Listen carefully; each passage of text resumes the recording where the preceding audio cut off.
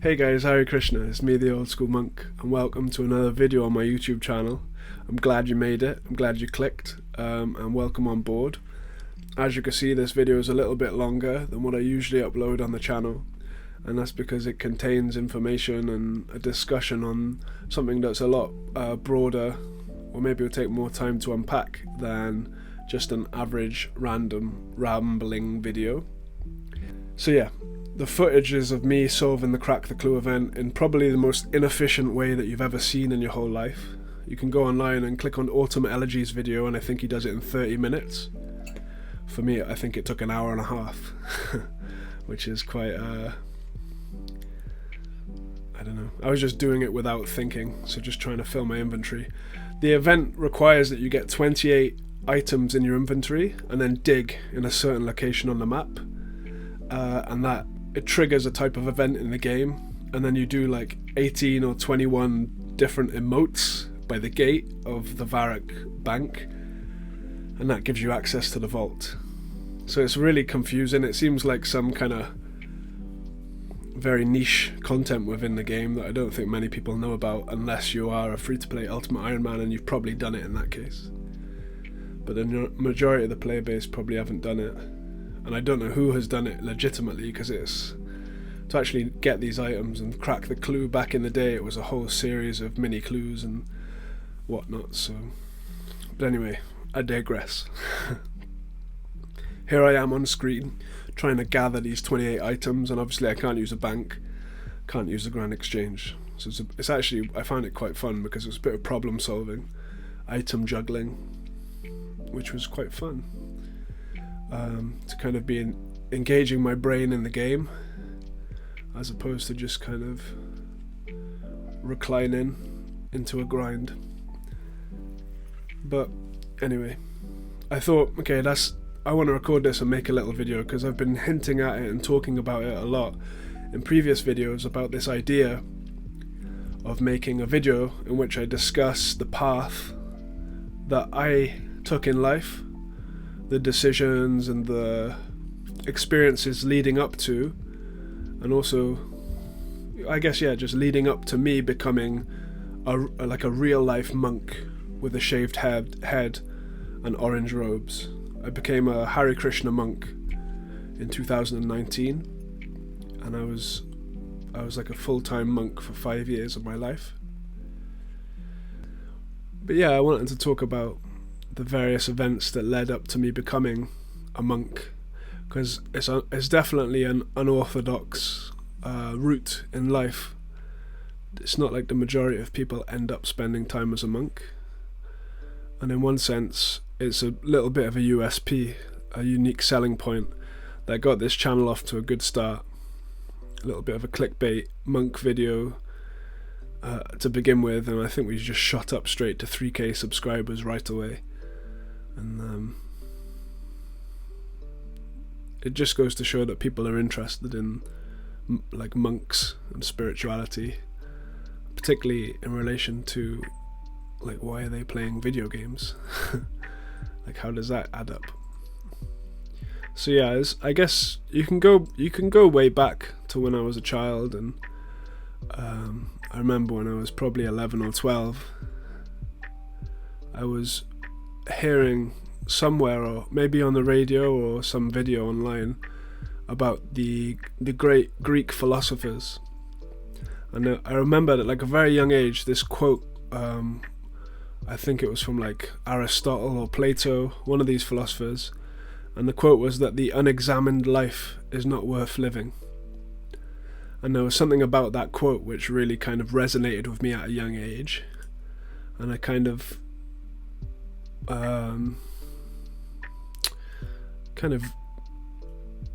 decided that I was going to spend my life kind of being conscious and examining what is life, what is this world around me. I think just at a young age I was always attracted to, I think it was a podcast that I'd heard this on, some kind of podcast, and I was just attracted to this idea of philosophy and understanding reality and who I am and how do I fit into this world, because I definitely felt as though like I wasn't well situated in this world. Like I felt as though there's something underlying, some niggling little underlying uncomfortableness about being a human being. I remember this from a young age, and anyway, I continued. I was kind of good at school, but I wouldn't put any effort in, if you know what I mean. Kind of naturally intelligent, but not academic at all. Not interested in studying or revising for any exams, but kind of switched on in my own way. Used to love art and creativity, and mathematics was actually one of my favourite subjects as well in school. And I think around the same time that I'd listened to that quote from the Greek philosopher was the same time that one of the boys in school had introduced me to this game. It wasn't old school RuneScape at the time. It was just called RuneScape. So I made my account, and I think I made the account in December 2005. And it was the Christmas event where you could get, like, there was 4 different types of bobble hats and scarves, if you guys remember that. And then after that there was the chicken that you could hit people over the head with in 2006. And then the skeleton outfit for Halloween 2006. But yeah, RuneScape. Young age, I used to play it every day. I used to after school every day I'd get a bus back to the village that I lived in Wales, and my grandfather lived down the street from me, so I'd used to go to his house, and we'd sit there and have a cup of tea and watch TV. And these are like core memories for me. I'd be sat there mining rune essence and banking it, and I think you could sell it. It was like quite expensive. You could make good money doing rune essence, and you know, the classic upbringing in RuneScape, flax, spinning flax into bowstrings. I think eventually I got into fletching, and there was a clan in Yanil back then where I think it was like World 139 Yanil Fletching Guild. I used to spend a lot of time fletching there and selling my yew longbows, all the while being in my grandpa's kitchen, and we'd just be hanging out and talking while I'd be there fletching, you know. So it was like very ingrained at that kind of formative age to have a little RuneScape grind going in the background of my life. I think I eventually got 99 fletching and so many 99 skills at that time. And then around 15 years old, actually, I'd gone down my grandfather's house about this time of year, December, and I knocked the door, and it was very strange because he didn't answer, and it was locked, and I kind of peeked through the window and I couldn't see him in there, but his car was there, you know. And so I just went back to my house, which was up the hill, and I think I was with my friend or someone playing Need for Speed on my PlayStation. Gaming was so like heavily ingrained in me from a young age. Just absolutely love kind of going into these other worlds and playing games, you know, kind of transporting my consciousness into other experiences other than this kind of one world. Anyway, I was playing the game in my house, and my grandfather and my dad, they used to go to this like working man's club every Sunday. This was on a Sunday, and my dad had gone down to pick up my grandpa to go to the club, and you know, for some reason I saw my dad coming up the street, and I think he opened the door, and as soon as I looked in my dad's eyes, there was like this overwhelming realization that my grandfather had died. You know, I just knew. And it was completely out of the blue. He wasn't ill, he wasn't sick. You know, he was just eating a sandwich. I think he was playing Sudoku on his laptop. And he just had a heart attack, and he left his body, he passed away. But I remember seeing my dad's eyes and seeing how upset he was, and I just knew, and I like pushed past him and ran down the street and burst through my grandfather's front door. And there he was, laying on the floor. My mum was next to him, and he was, you know, ice cold. He'd been there for a while, you know. And I remember that raw pain. It was like, because my grandfather was my best friend. I used to paint with him, and I used to do art and woodwork, and we used to go for walks, and he'd go out and he'd buy me Pokemon cards or football cards, and we'd sit there playing RuneScape and watching like old TV series from the 70s, you know. And then at like a very formative time, he was making a man out of me and teaching me values, you know. If a job's worth doing, it's worth doing well. You know, he's an old school man. He was a steel worker, you know, like a working man. So yeah, I found him there on the floor, ice cold, and I remember that raw feeling, and I screamed and I wailed like a banshee, like an animal that had lost its, you know, it was just like screaming, no, you know, absolutely hysterical. And that moment in time is etched into my consciousness, you know, that feeling of just like pure raw loss. Someone that I love very much had been torn away from me by the cruel hand of death, you know. And this is age 15, you know. And after that, I kind of just decompartmentalized it, you know what I'm saying? Like I blocked out the feeling.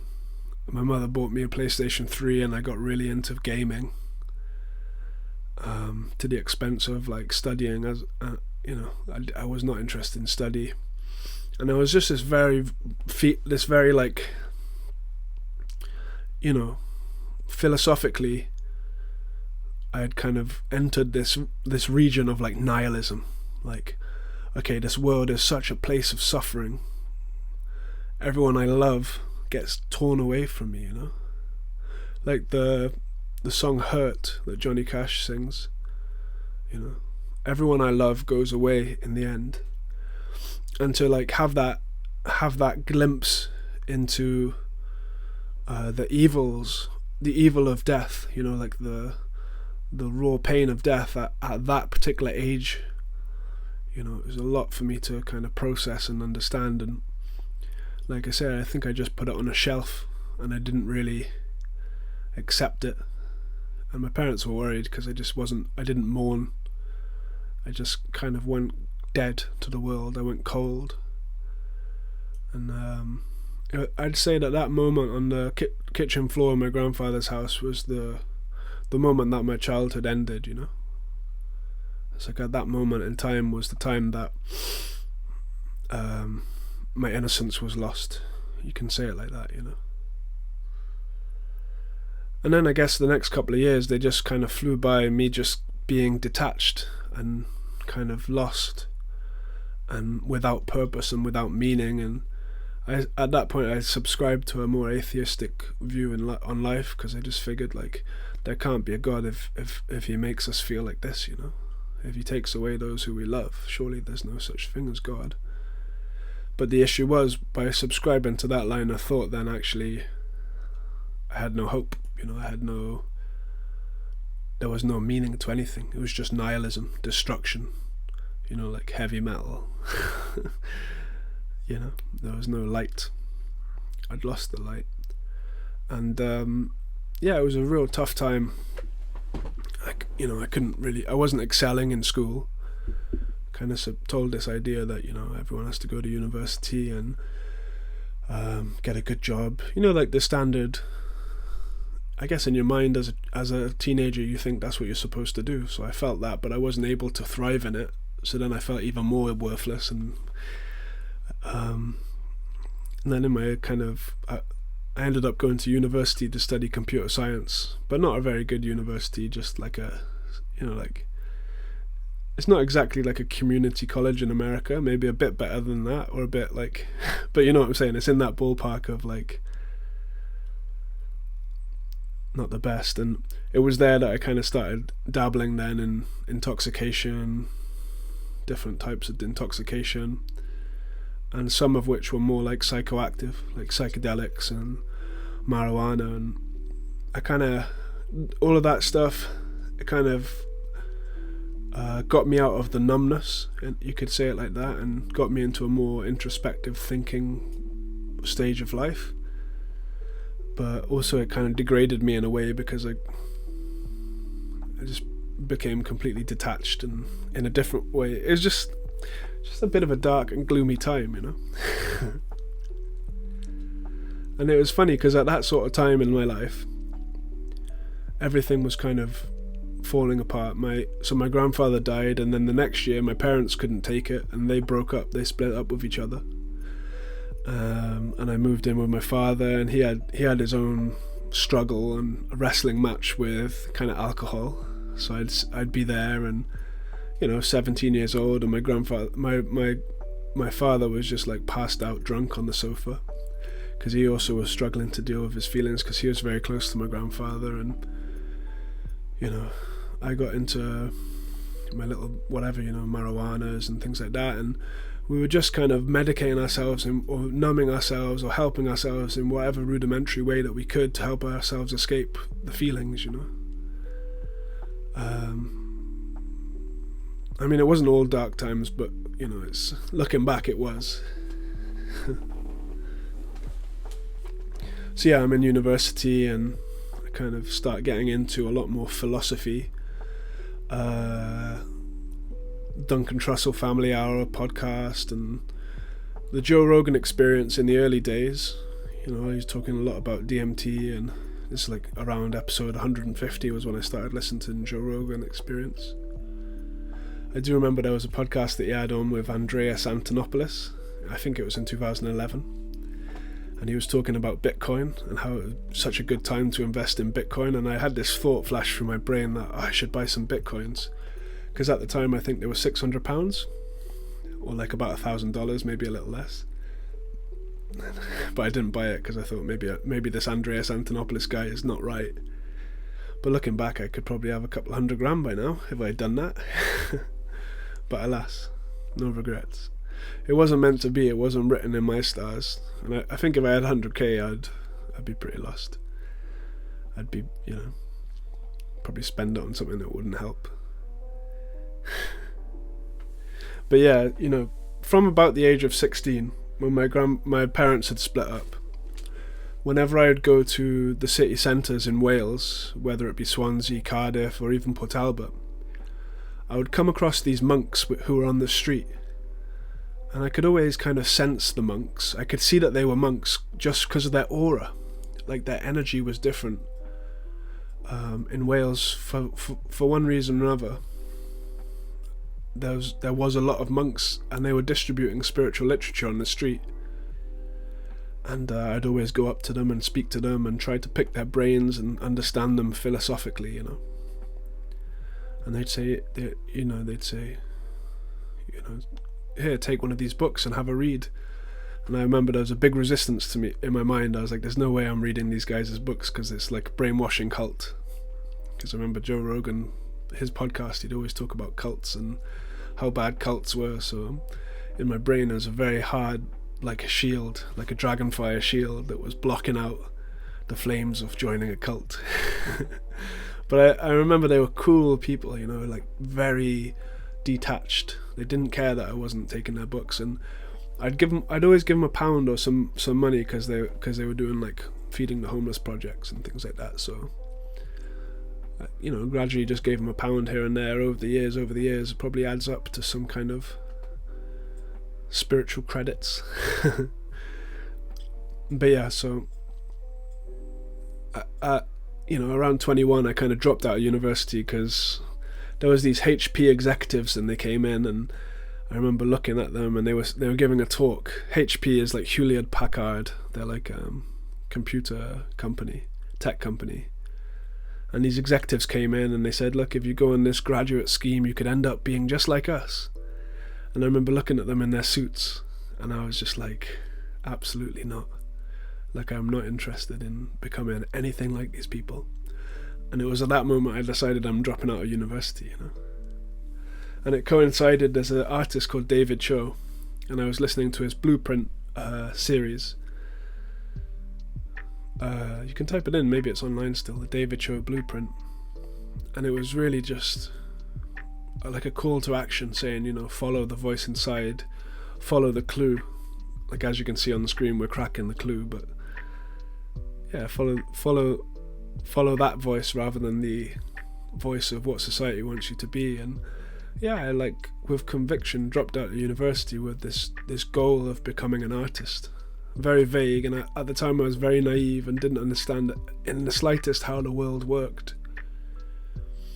And I think that's partially due to being kind of brought up in like a little village in Wales, kind of detached from worldly things in a certain sense. And also, you know, after my grandfather died, I definitely unplugged from reality, you know.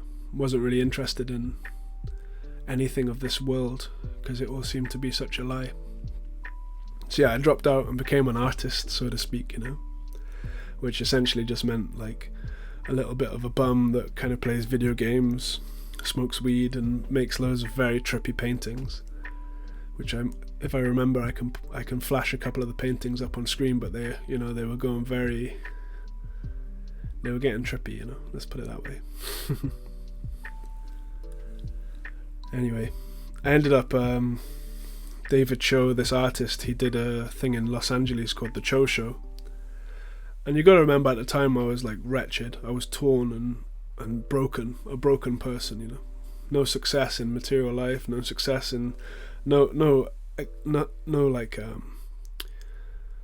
vision of a spiritual life. Just kind of lost in the haze of I guess whatever coping mechanism I was using at the time, whether it was marijuana or magic mushrooms or playing video games, or also painting was a real great escape for me. I really loved that as my methodology for dealing with my stuff. And anyway, David Cho did this Cho Show, and the whole concept was that you surrender and there's less talking, more feeling. And anyway, I applied to go on the Cho Show, and I got a phone call at like a really weird time from a really weird person that was like an interview to see if I was able to go on the Cho Show. Maybe you guys know who David Cho is, maybe you know what the Cho Show is, but if you don't, it's okay. Essentially what it was David Cho is like the richest living artist. He made hundreds of millions of pounds from painting murals on the Facebook walls when Facebook first started, and he took stock as payment. So he was very rich, and he put on this show, like an interactive art show that you had to be kind of selected for in Los Angeles. And at the time I was working full-time in a factory because my dad told me I needed a job. So I was working in a factory, and I decided, okay, I'm going to go on the Cho Show. I've got loads of money saved up. I have no desire for anything material, so all I had was money. And I think I'd started getting tattooed as well. And I think before this as well, I'd done a tattoo apprenticeship. So after dropping out of university, I dropped out to become an artist, and immediately an opportunity came up for me to be an apprentice. But after about 6 months, it didn't really work out. Like I said, my head was not in a good place. I didn't understand how the world worked. It was quite like a old school tattoo shop where you'd have like bikers, and it just wasn't the like most positive environment for me at that time, let's put it that way. But shout out to Mike if he's listening. Thanks for the apprenticeship. The Mike is definitely not listening, by the way. But yeah, I was doing this factory job. I'd been doing it for a year at this point, just accruing money and getting tattoos. And I ended up going on the Cho Show, and it was quite funny because I was going there with like the real motivation for me to go there was to heal, and a lot of the kind of promotion for the Cho Show was all about less talking, more feeling, surrender. The whole concept was about surrender, and it was quite a spiritual thing. And I turned up in Los Angeles, and I was staying in like a hostel, which was like a haunted place just off the kind of Hollywood Boulevard. And anyway, it was interesting, and I ended up going to the location of the Cho Show, and it was this big office building, and flying high above the building was this enormous white flag. And I was really getting into this state of surrender, this idea of, okay, my pain, I'm in pain, I'm suffering, I can't decide which way's up or which way's down. I'm just struggling in this world. This world's kind of hurting me.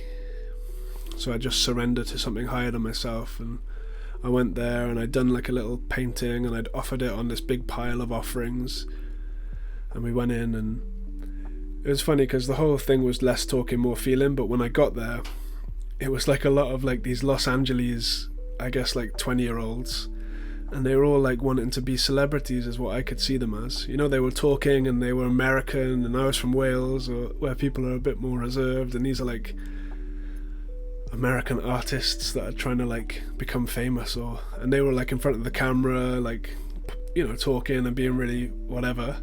And then they put the camera in my face and I just like stared at the camera and I didn't say anything because I was in that mood of less talking, more feeling, you know. I just looked down the camera and was just like, I'm not talking to you, like I'm following what David Cho had told me to do. Like, I'm here to surrender, I'm not here to talk to a camera. And anyway, we went in there and there was some shenanigans going on, like David Cho made us all hold hands, and anyway, we ended up walking through this, like, it's like a big art exhibition, super artsy, super out there.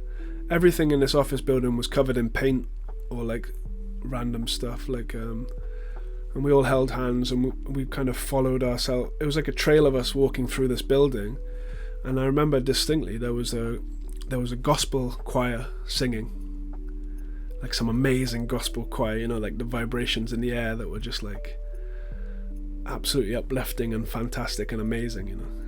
And I remember this, like, because I was there to surrender to something higher than myself, you know. The whole mood that I was in was like, I give up, world, like I surrender.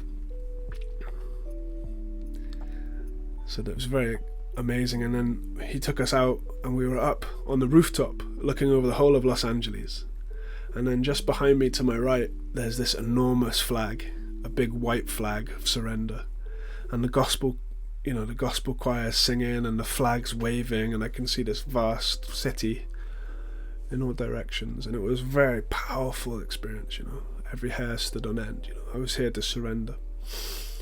And I look to the right and there's a yogi sitting there cross-legged. I look over at the yogi, I'm like, what the heck, it's quite an experience that I've got signed up. Some little guy from the village, you know. Suddenly I'm on a rooftop in LA with a gospel choir and there's a yogi sitting cross-legged to my right with a big beard. And anyway, he sat us all down and he got us to lay down and close our eyes, and he talked us through this guided meditation, you know. And he was saying, like, he was like equipping all of the armor. It's like us in RUNESCAPE, you know. He said, you know, you put your chest plate on to protect you from, you know, what people say to you, and you put your plate legs on to protect you from, you know, what people think of you, and you've got your shield to protect you from, you know. He's like talking us through this like subtle armor that we've built around ourselves to protect the innocent side of us from the outside world. And he talked us through this guided meditation and put these different pieces of armor upon us, and then at the end, the conclusion, he said, now that you're completely suited in armor, you realize that actually nothing outside of you can hurt you, and the real danger, the real threat, is within, you know. And that, it resonated with me.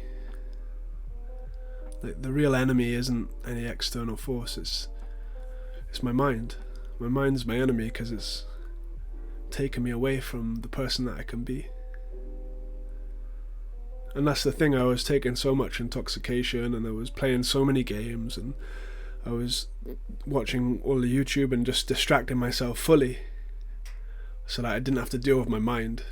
You know, I could pacify my mind with these different things, and the problem was that by trying to pacify the mind, I ended up neglecting my higher self, you know, and covering my higher self. So that was a profound experience. And then after that, it got a bit rubbish and commercial. Like, I didn't like the rest of the show after that. It was a bit too cheesy or corny for me. And I remember at the end, they sat us down in a little booth to do reflections, and I hadn't spoken a whole word this whole time, and I remember I just looked down the lens of the camera and I just didn't say anything, and I kind of felt sorry for whoever had to edit it, because he just had to see me staring at him for 5 minutes. It's probably a bit weird, but I was just in this different place in my mind, and Yeah, it was pretty funny. It was a pretty out there experience. And then anyway, we left, and there was a guy that I was with. His name was Jordan, and he's from San Diego, and he had invited me to some party. I ended up going to a party in a place called Silver Lake in Los Angeles, and it ended up that like the Red Hot Chili Peppers were there, and the band called the Eagles, and there was just me, like some guy from Wales who's like trying to surrender to the universe. And you know, I remember there was some lady came up to me and said, you know, I'm the manager for the Red Hot Chili Peppers, and I was like, look, I don't care. I really don't care. It doesn't really mean anything to me. Like, I'm done with this material world, so you're not going to impress me with that, you know.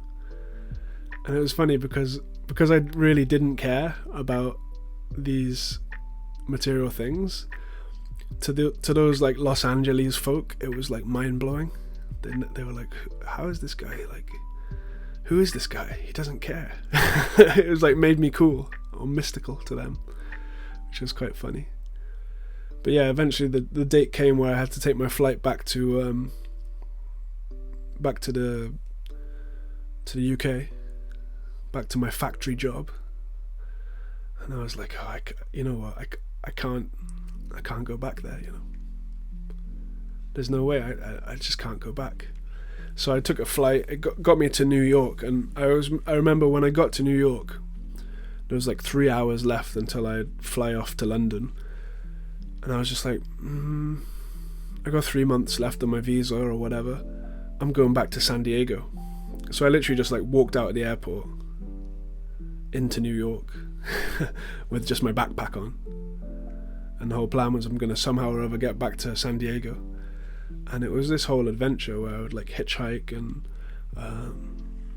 take Greyhound buses, and someone paid for me to get a flight from like somewhere to somewhere else. But yeah, I walked all around Manhattan, and I felt so lonely and lost. And then I ended up going up to Washington DC, and I remember having so many conversations with different people about spirituality and, you know, these experiences with God. And this Puerto Rican guy, he said to me, you know, like, will you accept Jesus Christ to protect you on your journey back to San Diego? And I dismissed him at first, but then I thought, actually, yeah, I'll accept Jesus's protection, why not? And then I felt that experience of the Holy Spirit within my heart, the reciprocation from Jesus Christ to protect me. I felt it powerful, so it was very interesting. And ended up going to, I was with the what do you call them? The Amish in Indianapolis, Indiana. I was with the Amish, and I was painting white picket fences for about 2 weeks just to get a bit of pocket money.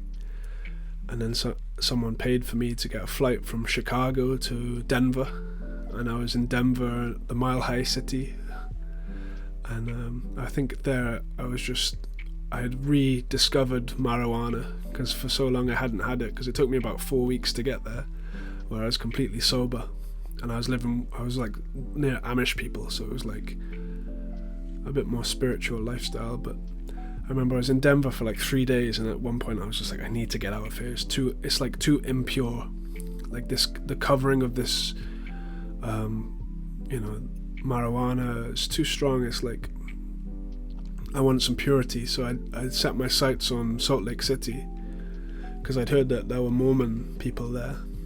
So I got a overnight bus, I think it was like 25 hours, sat on a bus, and I ended up in Salt Lake City. And I stayed at a hostel, but I got there late, so they wouldn't let me sleep in my room. It was run by Latter-day Saints, by Mormon people, and they said, sorry, you can't go in your room, but you can sleep on this sofa. So I slept on the sofa. Maybe it was like 11 o'clock, and then sharp and early at 6 in the morning, the Beatles song came on. You know, the song that goes, all you need is love? It's like, it starts off with like this trumpet sound. You can go on YouTube and type in all you need is love, and you'll know what I mean. It's like this epic trumpet solo. Love, love. My voice I can't sing. You're gonna have to go watch it. But So I got up, I was like wiping the sleep out my eyes, like what the heck is going on? I walked up to the reception desk and I said, why have you got that playing? Or something like that. And he goes, hey. I said, anyway, I want to see I want to come and see the Mormons. And he said, you're in luck, pilgrim. You can go and see the Tabernacle Choir. The Mormon Tabernacle Choir. So I was like, okay, whatever that means, where do I go? So like he pointed me in the direction of this Temple Square, which is in Salt Lake City. It's like the Mormon headquarters, like the Mecca for Mormons. And really nice people, amazing complex. In the middle of like a deserty kind of area, they have all of these planters filled with flowers, and they have like special technology to be able to grow flowers in those conditions. Amazing. And I got pointed in the direction of this amphitheater, and I went to something called Music and Spoken Word, which is like the televised Mormon Sunday service that all of the Mormons from all over the world tune into. And I sat there and I was just like, I was probably still stoned from Denver. I had taken so much, marijuana, edibles and things like that. I was smashed, but I just remember like listening to a talk about the power of family, and then the Tabernacle Choir started singing, and it was just the vibration and the potency of their singing. It like pierced my heart, and I just kind of erupted with tears, because it was such a stark contrast, this kind of divinity and this spiritual conquest. Just opened the floodgates and I began crying, Really powerful experience. Anyway, I ended up getting back to San Diego after that experience, and I still felt a little empty and lost, And I was in San Diego with those kind of rock star people, and we went to their rehearsals, and they had some weird artist party, and they were all doing like cocaine and weird drugs, but I just stayed away from it. I was just there painting. I did some really cool paintings at that time, like watercolor paintings. And anyway, it was time that I went back, and I went back to Wales, and I wasn't able to get my job back at the factory. They said they can't trust me because I left, which is fair enough. It was a bit of a naughty move, but I think I felt like I had to do it at the time. And I was back in the UK, and I was struggling still to like give up the marijuana. I was aware that it wasn't good for me, it wasn't good for me, and I was listening to a lot of philosophy podcasts, especially Duncan Trussell Family Hour, and I remember at this time I was like looking for a spiritual experience to happen to me, like looking for magic or looking for miracles. And I was listening to this podcast from the Duncan Trussell Family Hour. 1 second. Let me just answer this. Yeah, I was listening to a podcast from the Duncan Trussell Family Hour, and he kept talking about this book called the Bhagavad Gita. The Bhagavad Gita. He kept mentioning this. And I'd heard about the book a lot before, because he would quote it very regularly. Like a quote that he used to say was, it's better to be a dishonest... No, he said it's better to be an honest street sweeper than a dishonest king. And that really resonated with me. And I was talking about the Bhagavad Gita, and I was driving, and I parked up in the car park, and I went into town to do some chores in my hometown. It's like a little steel town. Like I said, my grandfather was a steel worker, so I came from this little like dirty steel town. And I was listening to this philosophy, and I was kind of very tuned in with the world around me. And it was January by this point, and freezing cold, and I went to the bridge which goes into a shopping centre, and stood on the bridge. It's one of those monks which I've always met. I was like, there's one of those monks. And I walked up to him. I could just tell he was a monk from his aura, from his energy, I said, you're one of the monks, aren't you? He said, yeah, I'm one of the monks. And I remember I looked down at his hand, and it was like a movie scene, like perfectly framed in his hand was written Bhagavad Gita as it is. And it was the book that Duncan Trussell was talking about, Bhagavad Gita. And it kind of clicked in my head. It was like, oh, so those monks have something to do with the Bhagavad Gita. This book which I'd been hearing a lot about, and I'd been sharing the philosophy that I'd heard. You know, it was so profound, the stuff that I'd heard Duncan Trussell talk about, the Bhagavad Gita. And this monk had it. So immediately it kind of clicked that these monks weren't like a weird cult, but they actually had some real knowledge, you know, some ancient wisdom that they were working from. So I was like, oh, give me that Bhagavad Gita, I need it. I'll go and get you some money. So I went, he trusted me, he gave me the book. And I went in the shopping centre and I got him £10 from the machine, and I went to buy him some gloves. So I gave him some gloves. And then I drove back to the house. My dad was out at work, and I remember this was probably like maybe 11 in the morning.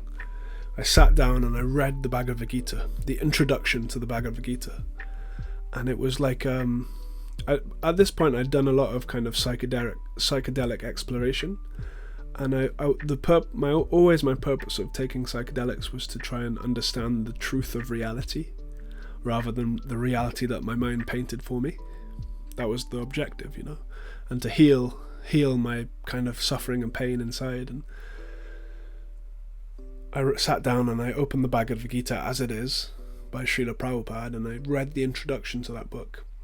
And it was like, the best way I could describe it was like those psychedelic experiences of coming in contact with truth, but times a million, and insanely pure and clean. It was like a window into clarity, you know, like I was suddenly very aware of reality as it is, just from this introduction to this book. And, you know, it was talking about how we are pure spirit souls, but our consciousness is contaminated by contact with this material world, and by dint of that we begin to identify with the matter, with the material, as opposed to our spiritual nature. So we're materially contaminated, and as long as we're material contaminated, we can't understand reality. And so there's a need for us to cleanse our contamination. And the methodology of how to cleanse that material contamination is presented within the Bhagavad Gita by Krishna, who's speaking to Arjuna, you know. And I've spoken on the channel about Krishna and Arjuna before, but Arjuna is the great warrior, but he's becoming bewildered by his material perspective, you know. Rather than fighting for the side of good, he's decided that he doesn't want to fight because of his material perspective. So I remember hearing that in the introduction, and it was talking about Dharma, and saying that, you know, you can be, if you're born into a Muslim family, then you become a Muslim. If you're born into a Christian family, you become a Christian. And if you're born into a Hindu family, you become a Hindu. These are all different religions or different dharmas. But within the Bhagavad Gita, it describes Sanatan Dharma, which means your eternal religion. And the eternal religion isn't Christianity, Muslim, Buddha, Hindu, because these are all kind of external processes. Actually, the eternal Dharma, the Sanatan Dharma of every living person is service. It's the one thing that you can't take away from a person. It's like the Dharma of fire, as I'm killing this fire wizard.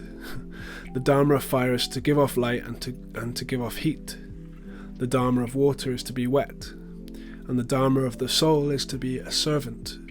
So you either serve your boss and he pays you, you serve your children and it makes you feel good, you serve your family, your society, your nation. But service is the intrinsic quality. You serve your mind. You serve your body, you know, you have to keep it clean and brush your teeth and eat foods which are probably good for your body and exercise it, otherwise you suffer. So service is the intrinsic dharma of the soul, and the perfection of service is to render service to God, to the Supreme Personality of Godhead.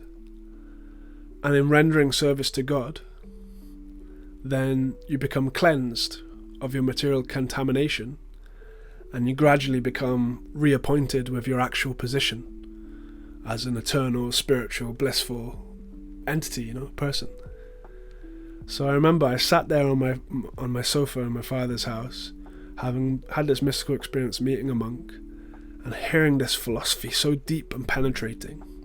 And it was like a light bulb went off, and I was like, oh, I've come in contact with the truth that I've been seeking my whole life, This is really the way that I can end my suffering, is by, rendering service to God, whatever that means, And a big thing that it was kept saying in the introduction is the only way you can learn how to serve God is to associate or to hang out with people who are devotees of God, whether that be you go to your church or you go to your mosque, or these are societies based around serving God. And that's the secret to understanding how to serve God, is hang out with devotees. So it was interesting, but still I had this kind of mentality that it was brainwashing, so I wasn't quite ready to hang out with devotees at all, I still kept the monks at an arm's length. But I'd had this book, and I'd had this experience with this book that was so powerful, so potent, and so serendipitous and perfect. And I remember the next day I read the verses from the Bhagavad Gita, and I remember halfway through reading maybe the third chapter, I had this flash in my vision where it was like I was flashing back through many previous lives, and it was me sat there in a different setting, one time in the jungle, one time in a stone building and by a candlelight, it was flashing through these different times which I'd read this scripture before. It was a very familiar experience reading the Bhagavad Gita. This isn't my first time reading it, and I feel like I've been given access to it, in a special way. So yeah, it was such a powerful experience, but after that I was like, okay, that was cool, but I don't really want to go near the devotees because they're a cult. I don't want to go near the Hare Krishnas because they're a cult, But my heart had become open to the whole thing, And I think after that I was doing some construction work. I was building a swimming pools with my friend's father. He's a swimming pool finisher, so we'd go to all of these kind of mansions and build swimming pools. And we were actually it was the father of Lewis Hamilton, the Formula 1 driver, his father. We were doing his swimming pool in his bat cave in his mansion, kind of thing. Kind of a far out job to have, but I remember I was doing this work, and I was I'd read the Bhagavad Gita, and in the Bhagavad Gita it says work, but at the same time think of me and give up all your activities to me, and in that way you'll be peaceful, And I remember I hated doing this construction work, this pool finishing, because you have to use this kind of mortar. So I was at the cement mixer mixing up this kind of mortar-y, it's like cementy type stuff, but it's full of chemicals because it has to be waterproof. So I'd be there in this really dark underground cave, pouring powder into a cement mixer, and it was going up my nose and in my face, and I was breathing it in.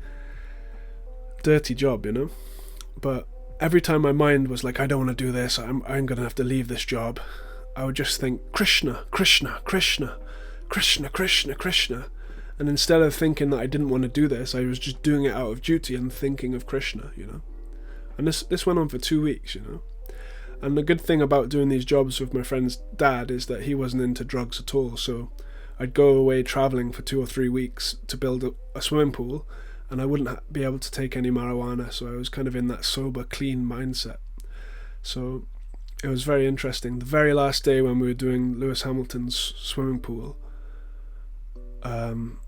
we were waiting for 3 more bags of this cement stuff, and I remember I just it was just as spring was about to spring, just as the buds were about to pop on the leaves, and it was transitioning from winter to spring, and I remember I sat down in this little kind of country lane, and I just sat down and closed my eyes, and I was just breathing in and breathing out, and I had this like very powerful experience where I was perceiving so much life and energy all around me, and seeing that it all came from God, all came from Krishna, and seeing that Krishna was in everything, every leaf, Krishna was in there, and within Krishna is the whole universe. And then within the universe there's many leaves, and in each leaf, Krishna. It's like this kind of fractal, wow, like God is completely permeating everything around me. And from my heart came this melody, and it was like a beautiful melody that just made made me cry. And I didn't know much about Hare Krishna or singing kirtan or anything. I just knew the word Hare Krishna. And I remember the cement came, and I just carried on singing this melody. And it goes, Hare Krishna, Krishna Krishna, Hare Hare Rama, Rama Rama, Hare. And I would sing it while I was doing the cement. Hare Krishna, Krishna Krishna, Hare Hare Rama, Rama Rama, Hare. And there was just tears streaming down my face, like, because the whole job site, I'd just surrendered to Krishna. Hare Krishna, Krishna Krishna, Hare Hare Rama, Rama Rama, Hare. And that's not even the mantra. That's just like me saying the words to that melody. The mantra is different, but powerful experience. I don't know where this melody had come from. Maybe I'd watched a video online about Hare Krishna and I'd remembered it, but it was like in that meditation and the post working hard couple of weeks, it was like a little gift. And I remember after that, I distinctly remember I was like, okay, it's time for me to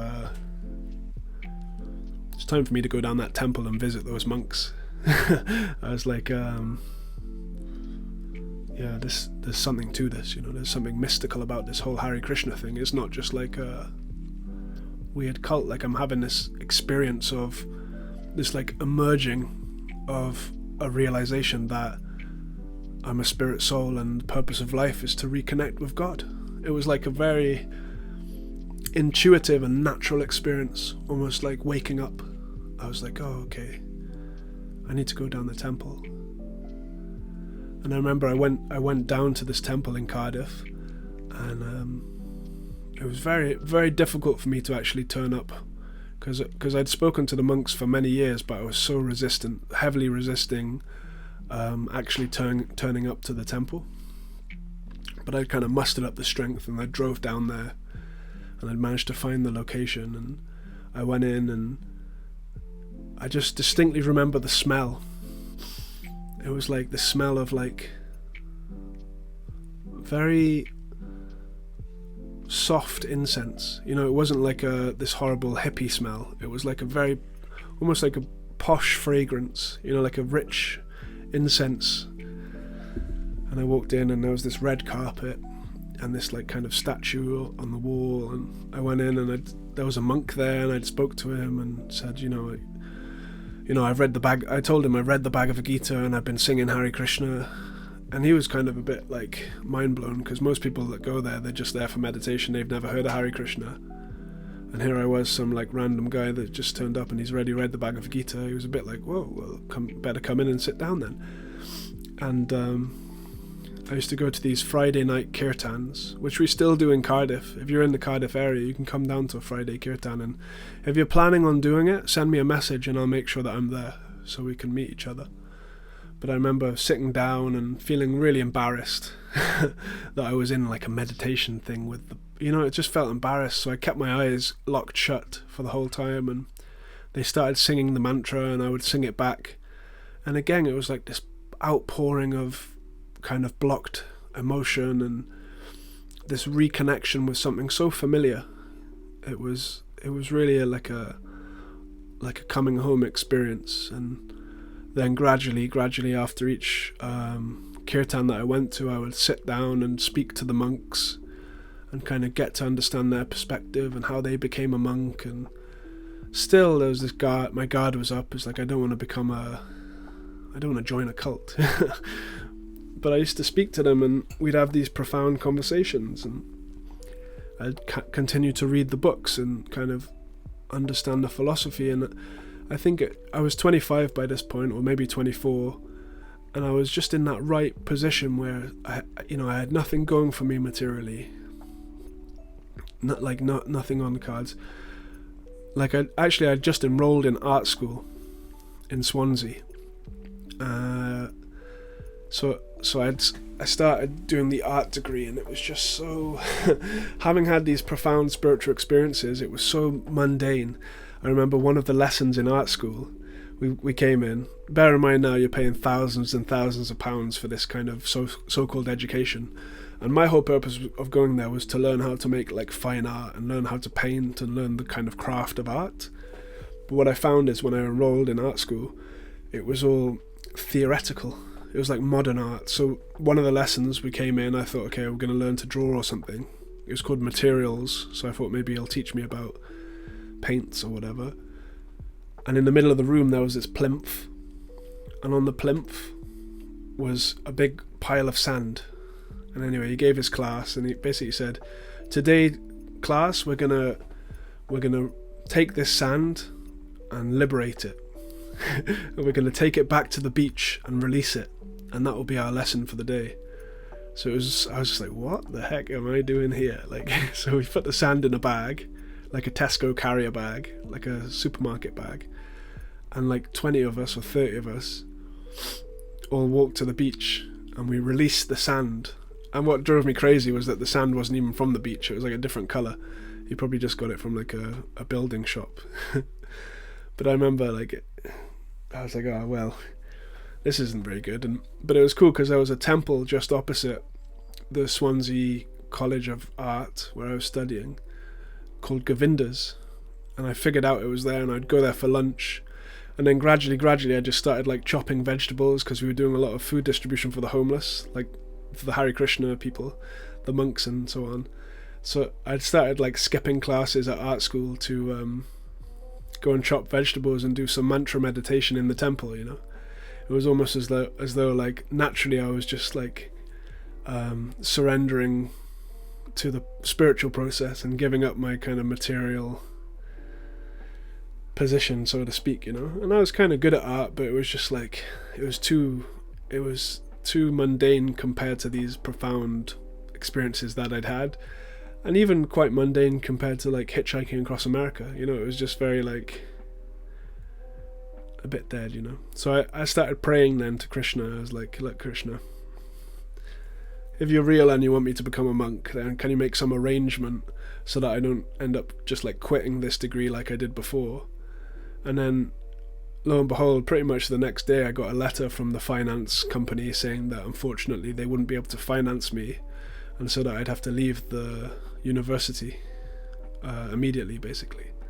And I remember opening that letter and I was just cheering, like I was just dancing around my living room, just so happy, you know. So around that time then, the head monks, they had said to me like, hey, you know, you're coming around a lot, you seem to be kind of really into this philosophy, why don't you come and stay on weekends? And yeah, I remember that too. It was like the first time I ever stayed over. It was like they took me to the ashram, the monk's house, and it was so like quiet and peaceful. It was in a house, terraced houses, you know, like this long street of houses that are all connected to each other in like kind of a scruffy area of Cardiff. And I remember I stepped in the door and it was like quiet and ultra clean. Like that's one thing about monks, is they keep ultra clean. Like they really do their cleaning duties extremely well, you know. And I remember I walked in there and there was this smell as well. It was like, I don't know how to describe it, but it kind of smelled like health. It smelled like health food store, or like incense mixed with like something healthy. It's the best way I could describe it. But I remember the smell and the stillness and the focus. All of the monks were focused. So maybe it was after the Friday program, and they were like, okay, they were focused on getting to bed because they needed to get up in the morning for morning prayers, you know. And these experiences that I had, I have to savor them because they are so profound and contrasting to my life before, that it was creating a real deep impression on me. Like, wow, these monks are really living a different type of lifestyle. And then I was sleeping there, and at 3:30 in the morning, all of the monks rise, and they have a shower, and they wash, and they put on their robes, and they put the markings on their head with clay, like tilak markings. And we all went down to the temple now for the morning prayers at 4:30 in the morning. And again, it's just that mystical, quiet time of the morning. Nothing else is happening in the whole city, and it's just you and a group of monks singing these beautiful prayers. Absolutely beautiful. But yeah, we'd get there super early. I'd be with the monks, and we'd be singing these prayers. Samsara dava nalalida loka tranaya karunya ganaganatvam praptasya kalyana gunanavasya vande guru shri charanara vrindam. You get the idea. So it was like, you know, early morning, incense in the room, there were the deities and the bells ringing and the drums, and just you and the monks. And these experiences were so different from my material life, you know. And I thought, there's no chance, but maybe, just maybe, they'll let me become a monk, you know. So I was staying there every weekend for a few months. And anyway, I got this letter from the student finance saying that I couldn't continue, and then straight away I spoke to the head monk and said, look, I want to come and move in. And at the time I had like long hair and a long beard, like long curly hair and a beard. But he was like, yeah, come and just stay for a month, for the month of January. And I did. And I never looked back after that. I moved straight into the temple, and I think 2 weeks later I shaved all my hair off, and I went to Bhaktivedanta Manor, which is like this big temple in London. So then we returned to Wales, and my career as a monk continued, and I eventually started studying the books more and more, and learning the Sanskrit verses and the different prayers and the meanings and the meditations. And we'd had this delicious spiritualized food. Like, all of the food that the monks eat is cooked in a consciousness of service. It's all like pure vegetarian food, and they cook it in a consciousness that they want to offer it to God as an act of gratitude. Rather than to enjoy their senses, they do it for the pleasure of God's senses, you know. And they offer it to Krishna. And it becomes Krishna Prasadam, which means sanctified food, blessed food. And I remember I was just like relishing this food. It's the craziest food you've ever seen, you know. The Hare Krishna food is high level, you know. Like curries and rice and vadas and koftas and gulab jamuns and burfi, and there's so many preparations, you know, like Indian food, but this is like monk Indian food. It's so clean and pure. So I remember my life was just so like absorbed in hearing the scriptures and attending the classes and learning the prayers and learning how to be regulated and wake up early and be clean and be tolerant and patient and so on and so forth, you know. And it was just like the light bulb had come on, and I was given a glimpse into like a profound reality, really. Absolutely amazing time in my life, you know. And then gradually I started learning more and more about the philosophy, so much so that I wanted to be like the other monks and hit the streets and distribute the spiritual literature to the general population, because I could see the profound effect it was having on me, allowing me to give up these various vices which had me in a grip on a slope with a slip, Like I was able to finally, for the first time in my life, give up smoking marijuana and give up eating meat and give up masturbation. I was like living a very pure life. It was pretty cool. I can't lie to you, like pretty cool.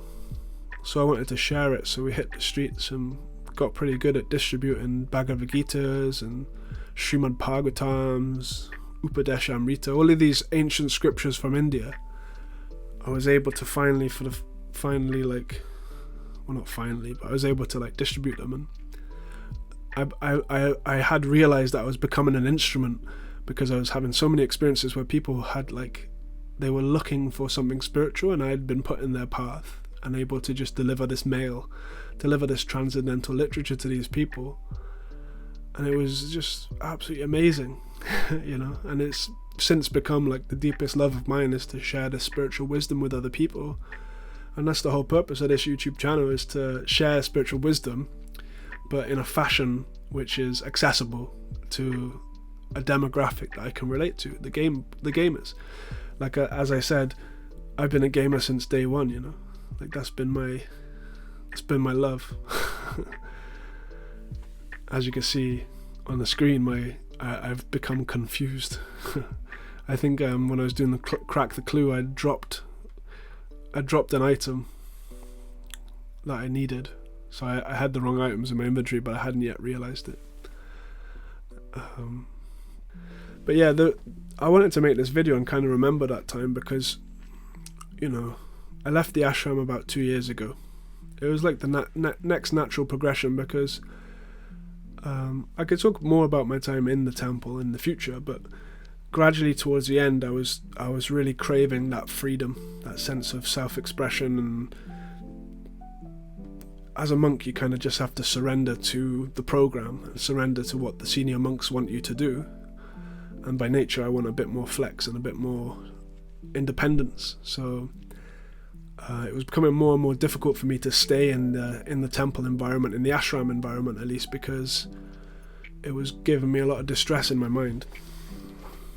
So it's a long story. It's 5 years of my life, but eventually it became really clear that, okay, next step is to move out and try to apply this wisdom, but in a way that's more in tune with my nature. And that's what the whole Bhagavad Gita, it talks about how to engage your nature in the service of God. And actually, it's expected that like 99% of people that become monks, at least within the Hare Krishna, you could say religion, or the Hare Krishna movement, most monks will end up moving out and becoming married, because the monk ashram is actually just your training, just your school, your schooling, your teaching time. And then the next ashram is like almost like a step up, where it's like now you apply what you learn in a real world context. So it wasn't like a frowned upon thing to move. It was just like, okay, now your time in the ashrams come to an end. It's not working anymore. I was getting very angry, I'll be honest with you, very, very angry in the ashram context, and I wasn't sure why I was so angry. And in the subsequent years, I've had a fair amount of therapy to do with this topic of being angry, and I think a big theme of the anger is this never having processed the great loss of my grandfather. You know, I never actually swallowed that. I never owned it. Like, I never accepted it properly. And so then it was manifesting, and I was getting angry at the monks, and, you know, the head monk was just like, look, this isn't going to work if you're just furious all the time. Maybe you need a bit of space for yourself. But yeah, like, that's basically a little bit of the story of how I became a monk. And there's a lot more in the middle. I mean, maybe one day I'll get around to actually recording it before I forget exactly what happened, you know. So that would be probably worthwhile whilst it's still relatively fresh in my memory. But I thank you guys for tuning in and being patient with me. And, you know, we're over an hour into this video, so if you got this far and you did enjoy it, then please can you write don't know, just write anything. I'm not going to get you to write a word. Just share what you thought in the comments, because I'd love to hear exactly, you know, what parts of it resonated with you or what parts you enjoyed. And here we go. We're about to crack that clue finally after all this time. Drop them. Take off your armor, put them in the right spots. Boom, boom. Dig. Yes, there you go. So that was it, cracked. The clue's been cracked. Oh, that was a fun video. I'm kind of a bit achy for sitting here for so long. But yeah, I'm glad that you guys are here to have a little conversation with me, and if you'd like any of the books that I spoke about as well, especially the Bhagavad Gita as it is, I mean, wherever you are, you can Google it and I'm sure you'll find it. That's how people get things these days. But that particular book, the introduction to it is so profound, I'd recommend anyone try to order it and pick it up, because that was really a life changer for me. Real life changer. And let me just fast forward this, because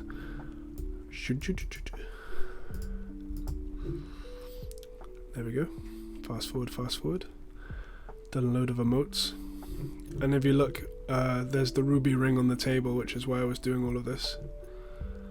Easy peasy. And there's a guy that came in at the same time. Anyway, thanks for watching, and please subscribe and like, and we'll get another video up for you as soon as humanly possible, okay? God bless. Hare Krishna.